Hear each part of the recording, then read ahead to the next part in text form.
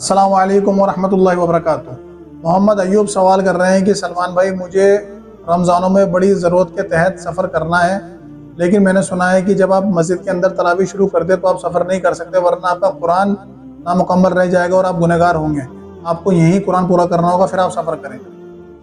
دیکھیں میرے بھائی، یہ سب جھوٹی باتیں ہیں جو مولویوں کی بنائی ہوئی ہیں، کہیں تو قرآن حدیث میں ایسا نہیں ہے، ٹھیک ہے؟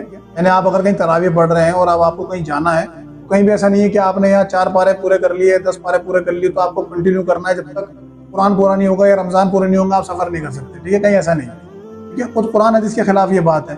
قرآن کے اندر کیا آپ نہیں پڑھتے؟ اللہ تعالیٰ نے فرمایا کہ اے لوگوں، ہم نے تم پر روزے فرض کر دیے ہیں جیسے تم سے پہلے لوگوں پہ کرے تھے، تاکہ تم تقوی دار بن جاؤ، ٹھیک ہے؟ اور تم میں سے کوئی اگر مسافر ہے تو وہ روزے کی قضا بعد میں پوری کر لے۔ اب یہاں اللہ تعالیٰ کیا کہہ رہا ہے کہ اگر تم میں سے کوئی مسافر ہے، رمضان کے اندر سفر کر رہا ہے، تو بعد میں اس کی قضا دے لے۔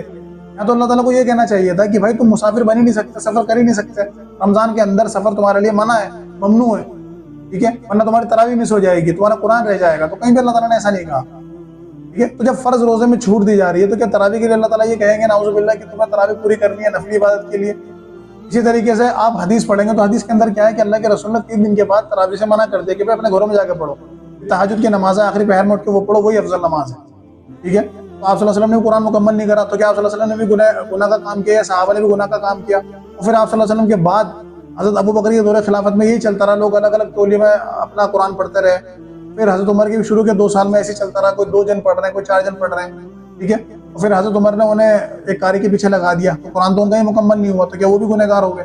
تو یہ سب جھوٹی باتیں، بنائی ہوئی باتیں ہیں، ٹھیک ہے؟ کہیں بھی ایسا نہیں ہے۔ اگر کوئی انسان کہیں نماز پڑھ رہا ہے تراویح کی اور اسے 5 دن ہو گیا، 8 دن ہو گیا، اسے سفر کرنا ہے بزنس کے سلسلے میں یا کسی اور اس کے گھر کا معاملات ہے، پرسنل چیز ہے، پرسنل کام ہے، کوئی وہ جا سکتا ہے، کوئی ایشو نہیں ہے اس میں، ٹھیک ہے؟ اب یہاں اس کے 8 پارے ہو گئے تھے، دوسری مسجد میں جہاں دوسرے شہر گیا وہاں اس کے 12 پارے چل رہے ہیں، تو وہاں جا کے انہیں کنٹینیو کرا تو کوئی مسئلہ نہیں ہے۔ مین مقصد اس میں قرآن سننا ہے، اس میں یہ نہیں ہے کہ آپ کو لائن سے سپارے پڑھنے ہیں، ٹھیک ہے؟ یہ تو ہمارے یہاں دوڑ چل رہی ہے کہ ریل گاڑی بھگانی ہے اور 30 دن سے پہلے قرآن پورا کرنا ہے، 27 28 کو پورا کرنا ہی ہے، اور کہیں 6 دن کی تراویح چل رہی ہے، کہیں 10 دن کی تراویح چل رہی ہے۔ ان بیوقوفوں کو پتہ ہی نہیں ہے کہ تراویح تو یہ پورے سال کے لیے ہے، اور رمضان کے اندر اللہ کے رسول نے ترغیب اس لیے دے رہی کیونکہ اس میں رمضان میں نیکیاں بڑھا دی جاتی ہیں، رمضان کے اندر شب قدر آتی ہے، اس لیے آپ صلی اللہ علیہ وسلم نے 20 دن تک روزے ہوئے نماز نہیں پڑھے، لیکن جب طاق آتے ہیں جب آ کر باہر نماز پڑھے آپ صلی اللہ علیہ وسلم نے، تاکہ لوگوں کو ترغیب ملے، لوگ رمضان کے آخری عشر میں اس نماز کو پڑھ لیں۔ اور آج بھی آپ سعودی عرب کے اندر جائیں گے تو جو عام مسجدیں ہیں سعودی عرب میں، اس کے اندر کیا کرتے ہیں کہ 20 دن تو تراویح پڑھاتے ہیں عشاء کی نماز کے بعد، یعنی 8 رکعت تراویح اور 3 رکعت وتر، ٹھیک ہے؟ لیکن جب آخری عشرہ رہ جاتا ہے تو وہ کیا کرتے ہیں، عشاء کے بعد 4 رکعت پڑھاتے ہیں تراویح کی، اور پھر رات کو 2 بجے دوبارہ لوگ آتے ہیں مسجدوں کے اندر، 4 رکعت تراویح اور 3 وتر جب پڑھاتے ہیں فجر سے پہلے، ٹھیک ہے؟ تاکہ وہ شب قدر کا بھی انہیں فائدہ ہو اور آخری پہر میں پڑھنے کا ثواب ملے۔ تو یہ اصل چیز ہے۔ تو کہنے کا مسئلہ یہ ہے کہ اگر کوئی مسجد میں نماز پڑھ رہا ہے تراویح کی، اس نے شروع کر دی، اب سفر کرنا ہے، جا سکتا ہے، چاہے وہ دوسرا پارہ چل رہا ہو یا 10 پارے آگے چل رہا ہو، اس کا کوئی ایشو نہیں ہے۔